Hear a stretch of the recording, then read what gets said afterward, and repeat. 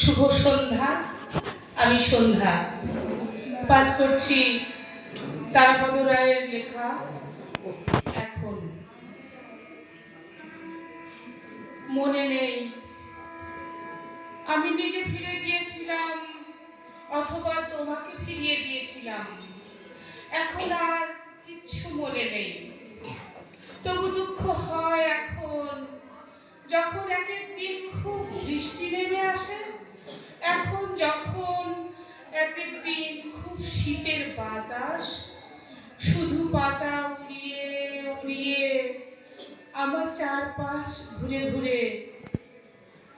এমনকি সেই পুরনো কালের সাদা রোদ হঠাৎ ভোরবেলা ঘর ভাসিয়ে ছাপিয়ে, কি ব্যাপার এবার কোথাও যাবে না? এখন আর কোনোখানে যাওয়া নেই, এখন শুধু কেবল ঠান্ডা বাতাস, বৃষ্টি, জল।